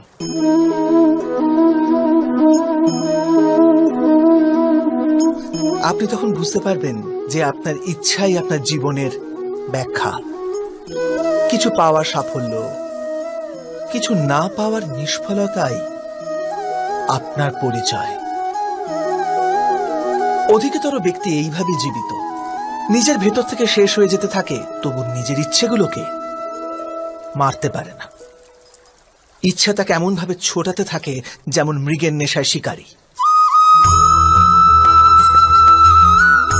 কিন্তু আবার এই ইচ্ছাগুলির গর্ভ থেকেই জ্ঞানের প্রকাশও ঘটে। কি করে? যখন ইচ্ছা অপূর্ণ থেকে যায়, আশা ভেঙে যায়, তখন সেখান থেকে জ্ঞানের কিরণ প্রবেশ করে মানুষের হৃদয়ে। না, এই গাথা শুধু ইচ্ছাদের পরস্পর সংঘর্ষের নয়, নয় মহতাকাঙ্ক্ষা থেকে জন্ম নেওয়া ভয়াবহ রক্তপাতের। এই গাথা হল ইচ্ছার গর্ভ থেকে উৎসারিত হওয়া জ্ঞানের।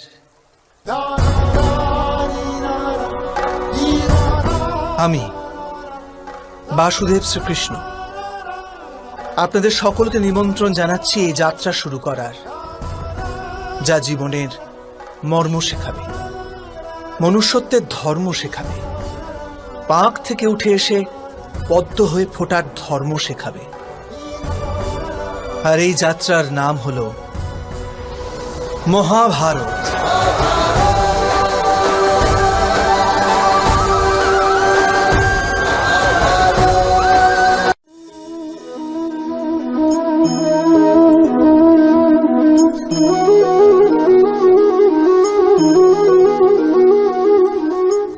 সন্তানের ভবিষ্যৎ সুখে ভরি তোলার চেষ্টা, এই তো প্রত্যেক মাতা পিতার প্রথম কর্তব্য, যাদের আপনি এই সংসারে এনেছেন, যাদের কর্মের দ্বারা এই জগৎ আপনারও পরিচয় পাবে ভবিষ্যতে। তাদের ভবিষ্যৎ সুখদায়ক করার চেষ্টার চেয়ে অধিক গুরুত্বপূর্ণ আর কি বা হতে পারে?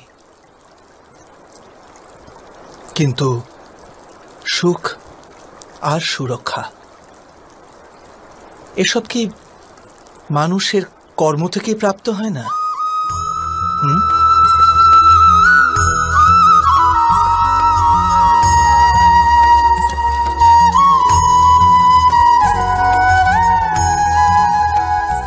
মাতা পিতার দেওয়া ভালো বা মন্দ সংস্কার, বা তাদের দেওয়া যোগ্য অথবা অযোগ্য শিক্ষা, এ সবই কি আজকের সমস্ত কর্মের মূল নয়?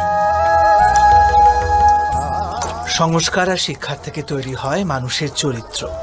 অর্থাৎ মাতা পিতা নিজের সন্তানদের যেমন চরিত্র নির্মাণ করেন, তেমনই হয় তাদের ভবিষ্যৎ। কিন্তু তবু অধিকতর মাতা পিতা নিজেদের সন্তানের ভবিষ্যৎ সুরক্ষিত করার চিন্তায় তাদের চরিত্র নির্মাণের কার্যের কথা ভুলেই যান।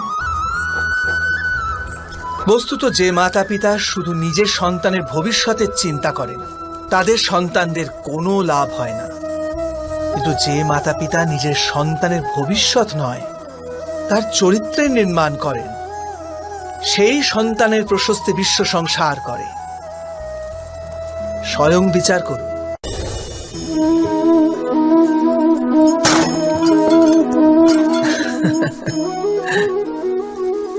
কখনো কখনো কোনো ঘটনা মানুষের জীবনের সমস্ত পরিকল্পনা ভেঙে দেয়, আর মানুষ সেই আঘাতকে জীবনের কেন্দ্র বানিয়ে নেয়। কিন্তু ভবিষ্যৎ কি মানুষের পরিকল্পনার আধারে নির্মিত হয়? না। যেভাবে কোনো উঁচু পর্বতে যে ব্যক্তি সর্বপ্রথম চড়ে, সেই পর্বতের পাদদেশে বসে সে যা পরিকল্পনা করে, সেই পরিকল্পনায় কি তাকে পর্বতের শিখরে পৌঁছে দিতে পারে? না। বাস্তবে সে ব্যক্তি যত ওপরে ওঠে তত নিত্য নতুন পরীক্ষা, নতুন বিড়ম্বনা, নতুন ধরনের অবরোধের সম্মুখীন হয়। প্রত্যেক পদে তার পরবর্তী পদক্ষেপ ঠিক করতে হয়, প্রত্যেক পদে তাকে পরিকল্পনা বদলাতে হয়। না হলে যদি পুরাতন পরিকল্পনা তাকে খাদের দিকে ঠেলে দেয়, সে পর্বতকে নিজের যোগ্য করে তুলতে পারে না, কেবল নিজেকে পর্বতের যোগ্য করার চেষ্টা করতে পারে। আচ্ছা, জীবনের ক্ষেত্রেও তো এমনই হয়। যখন মানুষ তার জীবনের কোনো একটি বাধা, কোনো একটি অবরোধকে জীবনের কেন্দ্র বানিয়ে নেয়, নিজের জীবনের গতি থামিয়ে দেয়, তখন সে তার জীবনে সফল হতে পারে না সুখ আর শান্তি প্রাপ্ত করতে। অর্থাৎ জীবনকে নিজের যোগ্য করার চেষ্টার বদলে স্বয়ং নিজেকে জীবনের যোগ্য করে তোলার চেষ্টাই কি সাফল্য আর সুখের একমাত্র মার্গ নয়? স্বয়ং বিচার করুন।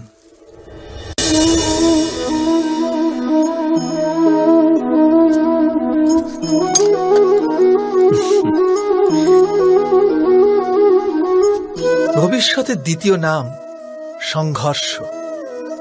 হৃদয়ে আজ যদি কোনো ইচ্ছা জাগে, যদি তা পূর্ণ না হয়, তবে হৃদয় ভবিষ্যতের পরিকল্পনা করে। ভবিষ্যতে ইচ্ছা পূর্ণ হবে এমন কল্পনা করতে থাকে। কিন্তু জীবন না লুকিয়ে আছে ভবিষ্যতে, না আছে অতীতে। জীবনের হদিশ তো আছে এই ক্ষণে, অর্থাৎ এই মুহূর্তের অনুভবই রয়েছে জীবনের অনুভব। কিন্তু আমরা সব জেনে বুঝেও এটুকু সত্য মেনে নিতে পারি না। হয় আমরা পুরনো স্মৃতি দিয়ে নিজেদের ঘিরে বসে থাকি, অথবা আগামী সময়ের জন্য পরিকল্পনা করতে থাকি। আর জীবন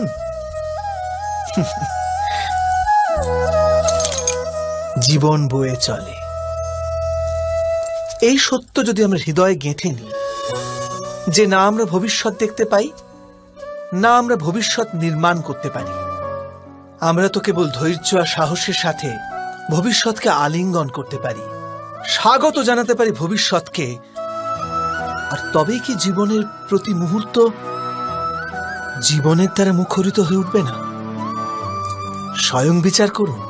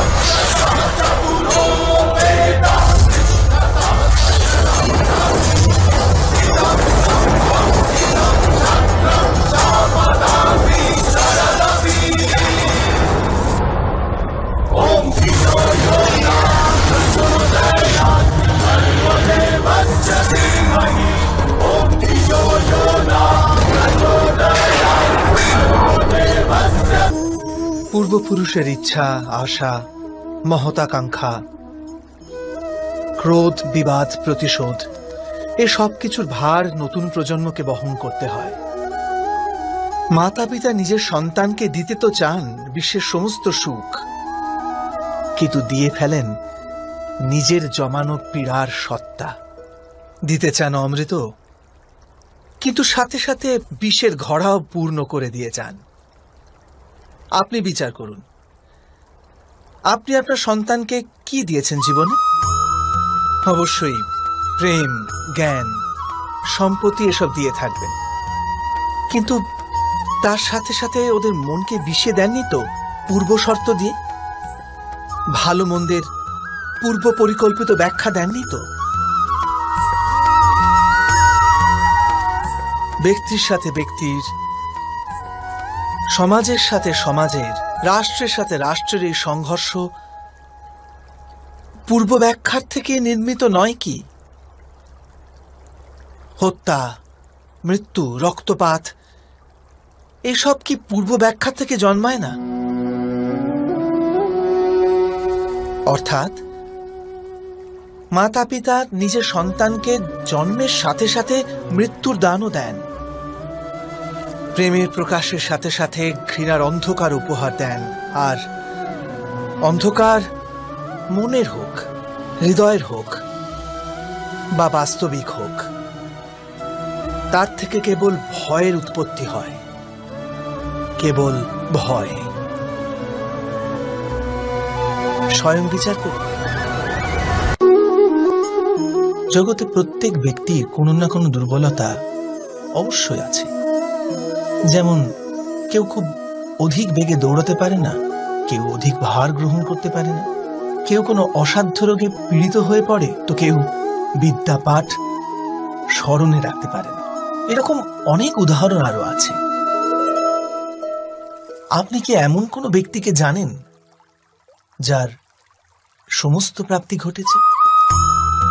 কিন্তু আমরা জীবনের একটি দুর্বলতাকে জীবনের কেন্দ্র বানিয়ে ফেলি, যে কারণবশত হৃদয়ে দুঃখ আর অসন্তোষ ঘিরে থাকে সদা।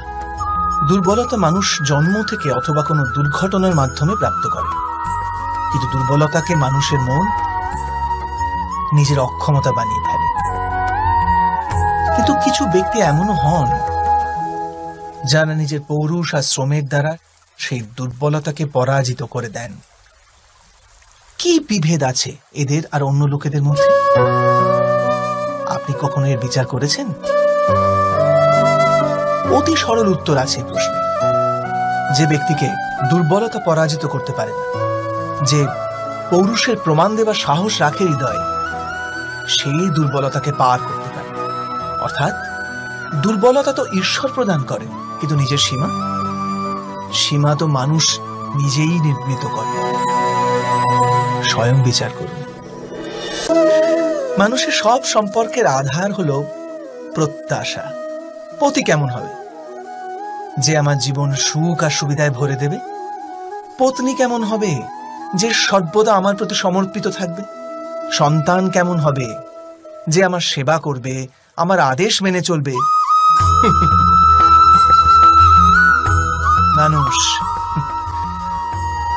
মানুষ প্রেম তাকেই দিতে পারে যে তার প্রত্যাশা পূর্ণ করতে পারে।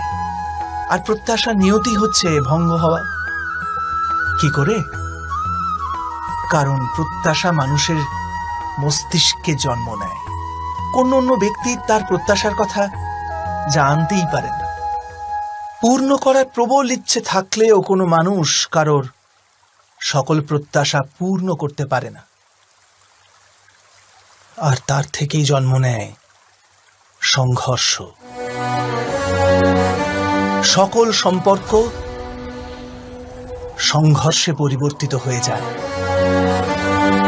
কিন্তু মানুষ যদি প্রত্যাশাকে সম্পর্কের আধার না বানায়, আর স্বীকার করে যে কেবল সম্পর্কই মূল আধার, তবে কি জীবন আপনা থেকেই সুখ আর শান্তিতে ভরে যাবে না? স্বয়ং বিচার করে দেখুন। জীবনের প্রতি ক্ষণ নির্ণয়ের ক্ষণ। প্রত্যেক পদে আগামী মুহূর্তের নির্ণয় করতে করতে যেতে হয়। আর নির্ণয় নিজের প্রভাব রেখে যায়। আজকের নেওয়া নির্ণয় ভবিষ্যতের জন্য সুখ বা দুঃখ লিখে রেখে দেয়, না কেবল নিজের জন্য, নিজের পরিবারের জন্যেও, আগামী প্রজন্মের জন্যও বটে। যখন কোনো সংশয় সামনে এসে দাঁড়ায়, মন ব্যাকুল হয়ে যায়, অনিশ্চয়তায় ভরে যায়। নির্ণয়ের সেই ক্ষণ এক যুদ্ধে পরিণত হয়, আর মন হয়ে ওঠে যুদ্ধভূমি। অধিকাংশ নির্ণয় আমরা সংশয় থেকে বার হওয়ার জন্য নিই না, কেবল মনকে শান্ত করার জন্য নিয়ে থাকি। কিন্তু কেউ কি ছুটতে ছুটতে খাবার খেতে পারে? না। তবে কি যুদ্ধে যুঝতে থাকা কোনো মন সঠিক নির্ণয় নিতে পারে? বাস্তবে শান্ত মনে যে ব্যক্তি নির্ণয় নেয়, সে নিজের জন্য সুখময় ভবিষ্যৎ নির্মাণ করতে পারে। কিন্তু নিজের মনকে শুধু শান্ত করতেই যদি কেউ কোনো নির্ণয় নেয়, তবে সে ব্যক্তি নিজের জন্য ভবিষ্যতে কাঁটা বৃক্ষ রোপণ করে। স্বয়ং বিচার করে দেখুন। সময়ের প্রারম্ভ থেকে মানুষকে একটি প্রশ্ন সদাই পীড়া দেয়, যে তারা নিজের সম্পর্কগুলিতে অধিকতম সুখ আর ন্যূনতম দুঃখ কিভাবে লাভ করতে পারে। আচ্ছা, আপনার সমস্ত সম্পর্ক কি আপনাকে সম্পূর্ণ সন্তোষ দিতে পেরেছে? বিচার করুন। আমাদের জীবন সম্পর্কের উপর দাঁড়িয়ে আছে। এ জীবনের সুরক্ষাও এই সম্পর্কের উপরই টিকে আছে। সেই কারণে আমাদের জীবনের সমস্ত সুখের আধারও এই সম্পর্ক। কিন্তু তবু আমাদের সম্পর্কগুলি থেকেই বেশিরভাগ দুঃখের জন্ম কেন হয়? সর্বদা সংঘর্ষ এই সম্পর্কগুলি থেকেই কেন উৎপন্ন হয়? কখনো বিচার করেছেন? যখন কোনো ব্যক্তি অন্য ব্যক্তির চিন্তাধারা বা কাজকে স্বীকার করে না, তার ভেতরে কোনো পরিবর্তন আনার প্রচেষ্টা করে, তখন সংঘর্ষের জন্ম হয়। অর্থাৎ যত অধিক অস্বীকার, তত অধিক সংঘর্ষ। আর যত অধিক গ্রহণ ক্ষমতা, ততই অধিক সুখ। এটা বাস্তব নয়? যদি মানুষ স্বয়ং নিজের প্রত্যাশার উপরে অঙ্কুশ টানে, নিজের বিচারধারাকে পাল্টায়, কোনো অন্য ব্যক্তিকে পাল্টানোর প্রচেষ্টা না করে স্বয়ং নিজের ভিতরেই পরিবর্তন আনার প্রয়াস করতে থাকে, তবে কি সম্পর্কতে সন্তোষ লাভ করা খুব কঠিন হবে? অর্থাৎ স্বীকার করে নেওয়াই কি সম্পর্কের বাস্তবিক অর্থ নয়? স্বয়ং বিচার করুন।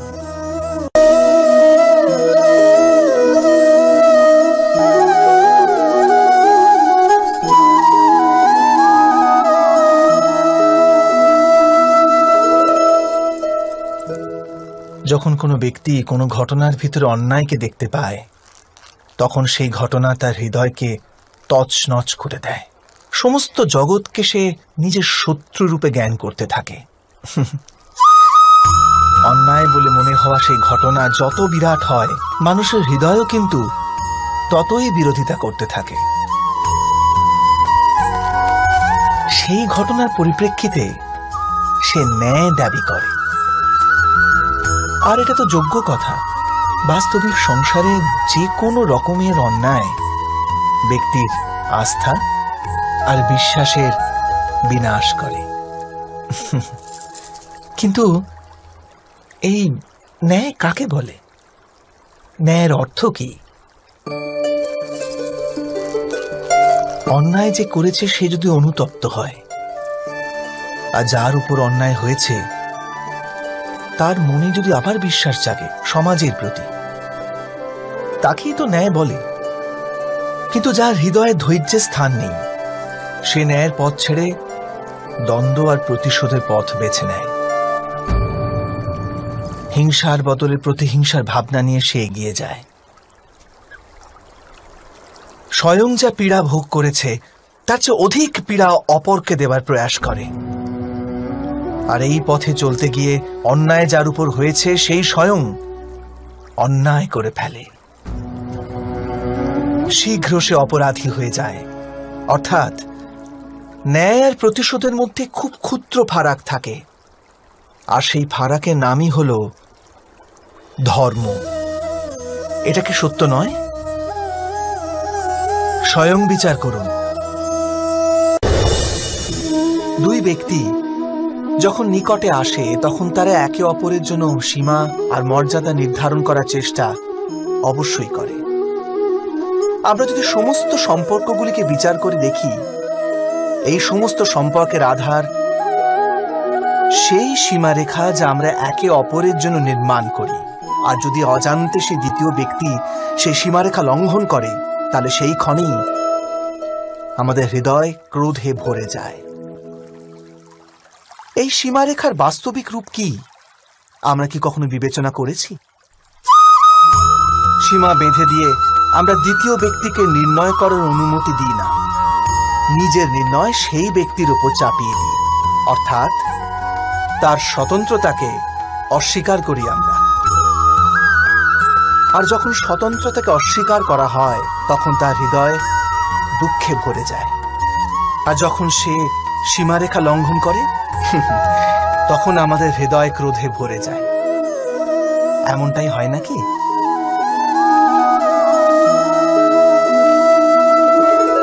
কিন্তু যদি আমরা একে অপরের স্বতন্ত্রতাকে সম্মান করি, তাহলে কোনো সীমার প্রয়োজনীয়তাই পড়ে না।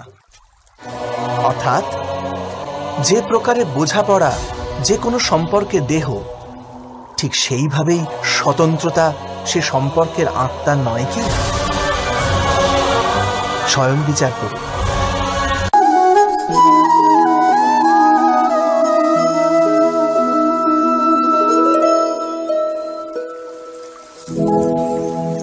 নির্ণয় নেওয়ার মুহূর্তে আমরা সর্বদা কোনো অন্য ব্যক্তির উপদেশ, সূচনা, মন্ত্রণা বা পরামর্শকে আধার করে থাকি।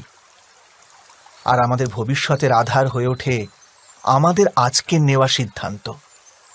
তাহলে কি আমাদের ভবিষ্যৎ অন্য ব্যক্তির পরামর্শ, কোনো অন্য ব্যক্তির দেওয়া উপদেশের ফল? তবে কি আমাদের সম্পূর্ণ জীবন কোনো অন্য ব্যক্তির বুদ্ধির পরিণাম? আমরা কি কখনো বিচার করেছি? সবাই জানে যে ভিন্ন ভিন্ন লোক একই পরিস্থিতিতে ভিন্ন ভিন্ন পরামর্শ দিয়ে থাকে। মন্দিরে দাঁড়ানো ভক্ত বলে দান করা উচিত, আর চোর বলে যদি সুযোগ পাওয়া যায় ওই মূর্তির গয়না চুরি করা উচিত। ধার্মিক হৃদয় ধার্মিক উপদেশ দিয়ে থাকে, আর অধর্ম ভরা হৃদয় অধার্মিক পরামর্শ দেয়। এই ধর্মময় উপদেশ পরামর্শ স্বীকার করলে মানুষ সুখের দিকে যায়। কিন্তু এইরকম পরামর্শ স্বীকার করা তখনই সম্ভব হয় যখন হৃদয়ে ধর্ম থাকে। অর্থাৎ কোনো অন্য ব্যক্তির উপদেশ বা পরামর্শ স্বীকার করার আগে স্বয়ং নিজের হৃদয়ে ধর্মকে স্থাপন করা কি অনেক বেশি জরুরি নয়? স্বয়ং বিচার করুন।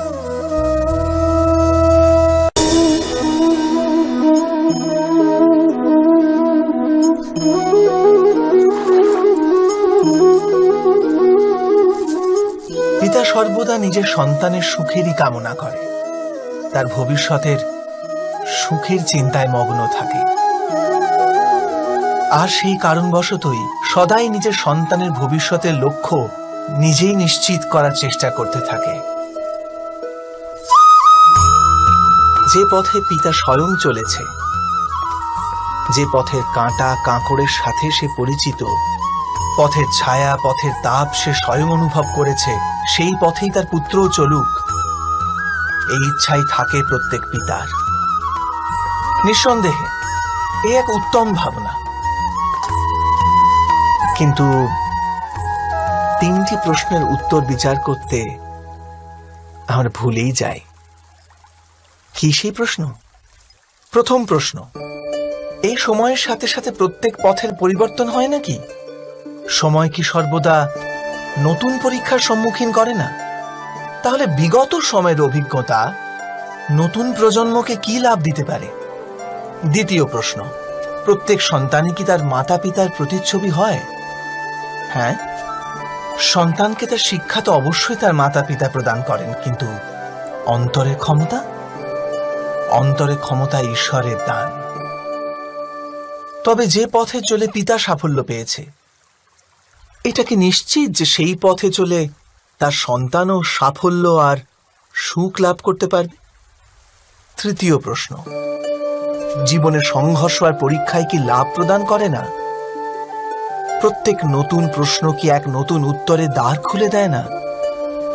তবে কি সন্তানদের নতুন নতুন প্রশ্ন, সংঘর্ষ আর পরীক্ষা থেকে দূরে রাখলে তা কি তাদের পক্ষে খুব লাভজনক হবে, নাকি তাদের ক্ষতিই করবে?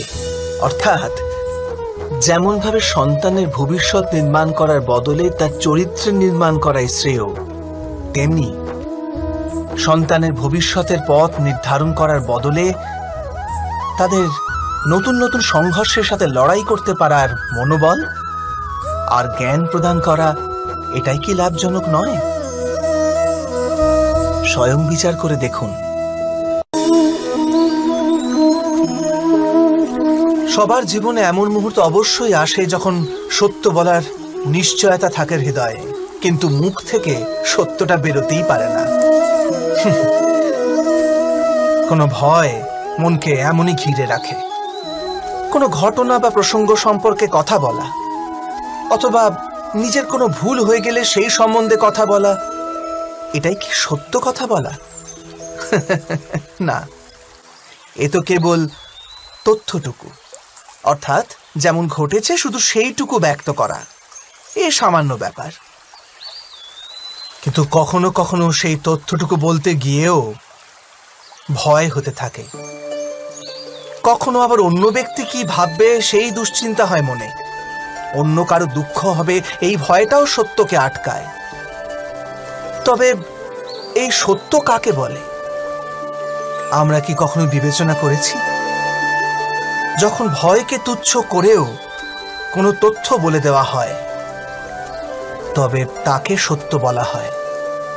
বাস্তবে সত্য আর কিছুই না, কেবল নির্ভীকতারই অপর নাম।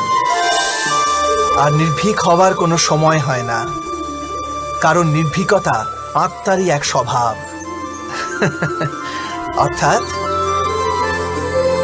অর্থাৎ জীবনের প্রত্যেকটি ক্ষণই সত্য বলার ক্ষণ নয় কি?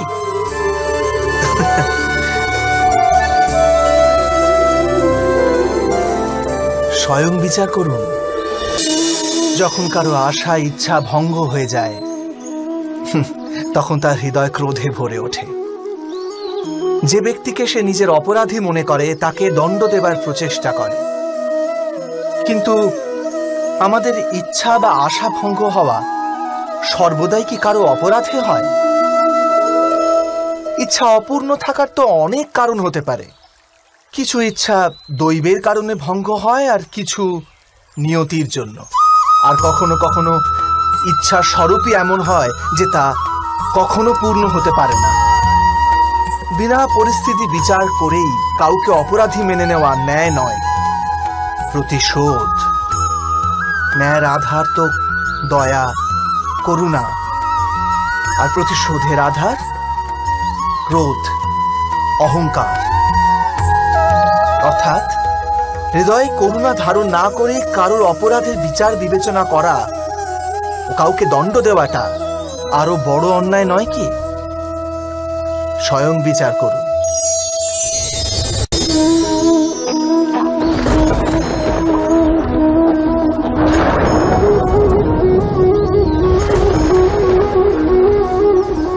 সংকেত বা পূর্বাভাসের উপর নির্ভর করে আমরা ভবিষ্যতের সুখ দুঃখের কল্পনা করি।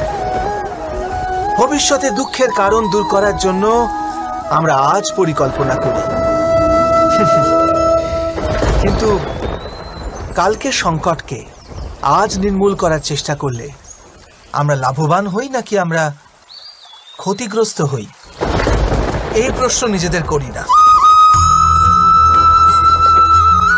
সত্য তো এটাই যে সংকট আর তার নিবারণ একসাথেই জন্ম নেয়, ব্যক্তির খাতিরে আবার সৃষ্টিরও খাতিরে, তাই না? আপনি আপনার ভূতকালের কথা স্মরণ করুন, ইতিহাসকে দেখে নিন। আপনি তখনই উপলব্ধি করবেন যে যখন যখন সংকট এসেছে তখন তখন তাকে নিবারণ করার শক্তিরও জন্ম হয়েছে। এটাই তো জগতের নিয়ম, অর্থাৎ সংকটই শক্তির জন্মের কারণ। প্রত্যেক ব্যক্তি যখন সংকট থেকে বেরিয়ে আসে তখন সে এক পদ আগে এগিয়ে যায়, অধিক উজ্জ্বলতা, অধিক আত্মবিশ্বাস লাভ করে, না কেবল নিজের জন্য, সমগ্র বিশ্বের জন্য বটে। এটা কি সত্য নয়? বাস্তবে সংকটের জন্ম মানে একটি সুযোগের জন্ম, নিজেই নিজেকে বদল করার, নিজের চিন্তাধারাকে আরো উঁচুতে নিয়ে যাওয়ার সুযোগ, নিজের আত্মাকে অধিক বলবান আর অধিক জ্ঞানমণ্ডিত করার সুযোগ। যে এটা করতে পারে তার কোনো সংকট আসে না, কিন্তু এমনটা যে করতে পারে না সে তো স্বয়ংই এক সংকট হয়ে পড়ে বিশ্বের জন্য। বিবেচনা করুন।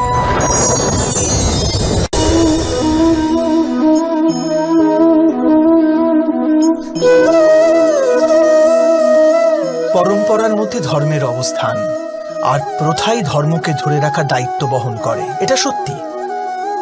কিন্তু কেবল প্রথাকেই কি ধর্ম বলে? বিবেচনা করুন।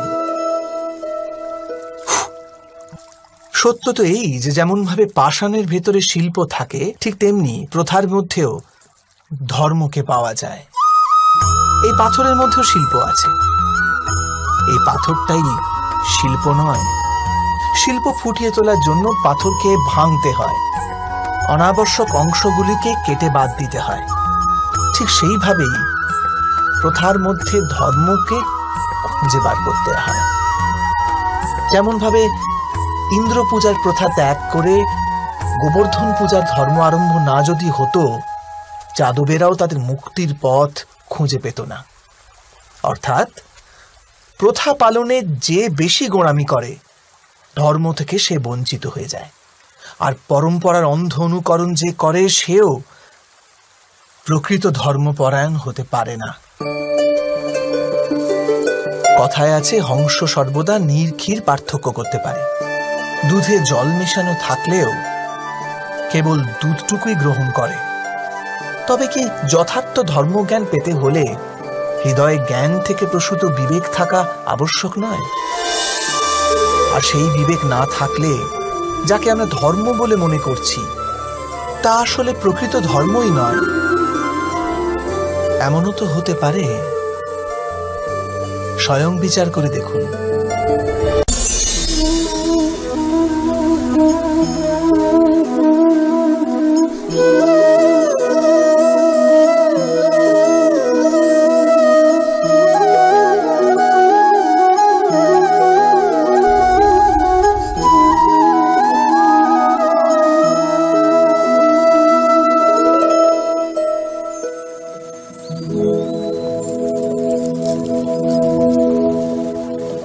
ভবিষ্যৎকে আধার করে সবাই আজকে নির্ণয় করতে চায়। ভবিষ্যতে সুখ লাভ হবে, ভবিষ্যৎ সুরক্ষিত হবে, এমন নির্ণয় আজ করার প্রয়াস করতে থাকে সবাই। আপনি নিজের জীবনেই দেখুন, আপনার অধিকতর নির্ণয়ের মূলে ভবিষ্যতের চিন্তা থাকে না। আর কেনই বা হবে না? নিজের জীবনকে সহজ ও সুখময় বানিয়ে তোলার প্রচেষ্টা করার অধিকার সবার আছে। কিন্তু ভবিষ্যৎ তো কেউ জানে না, কেবল কল্পনাই করা যেতে পারে। তবে জীবনের সমস্ত গুরুত্বপূর্ণ নির্ণয় কল্পনার উপর নির্ভর করেই আমরা করি। এই নির্ণয় করার কোনো তৃতীয় পথ হতে পারে? বিবেচনা করুন। সমস্ত সুখের আধার ধর্ম, আর সেই ধর্ম মানুষের হৃদয়ে স্থাপিত। অতএব প্রত্যেক নির্ণয়ের পূর্বে স্বয়ং নিজের হৃদয়কে প্রশ্ন অবশ্য করে নিন যে এই নির্ণয় স্বার্থ থেকে জন্মেছে না ধর্ম থেকে?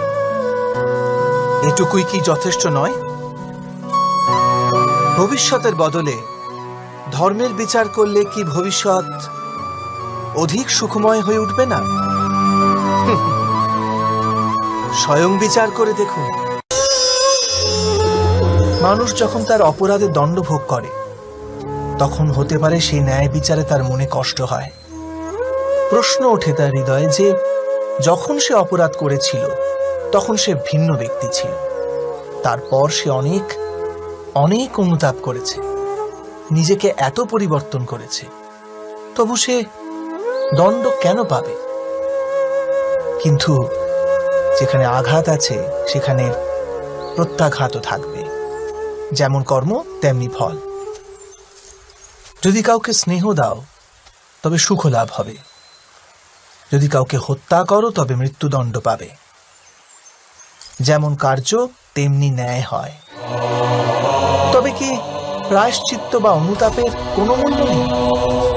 আছে, অবশ্যই মূল্য আছে।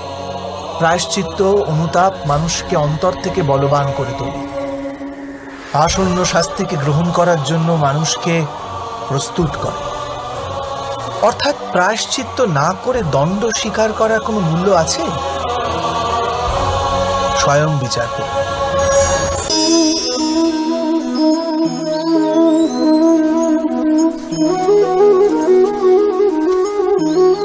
যখন নিজের কোনো ভালো কাজের বদলে দুঃখ লাভ হয়, অথবা কেউ দুষ্কর্ম করেও সুখ লাভ করে, তখন মন অবশ্যই এটা ভাবতে বসে যে তাহলে ভালো কর্ম করার, ধর্মের পথে চলার তাৎপর্যটা কি?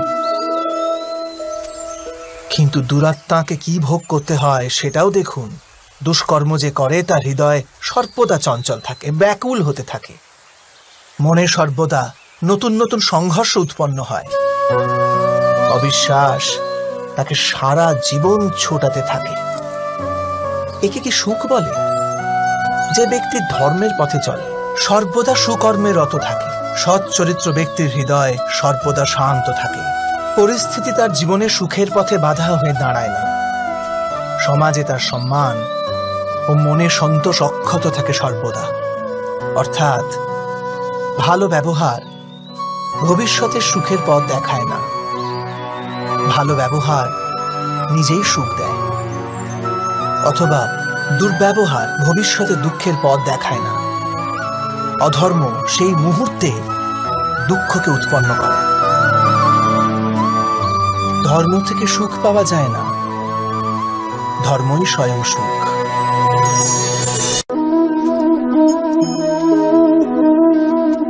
মানুষের জীবনের চালক হল ভয়। মানুষ সর্বদা ভয়ের কারণ ঠিক খুঁজে নেয়। জীবনে যে পথ আমরা বেছে নিই সেই বেছে নেওয়ার পিছনেও আমাদের ভয়ই কাজ করে। কিন্তু এই ভয় কি বাস্তবিক? বিবেচনা করুন।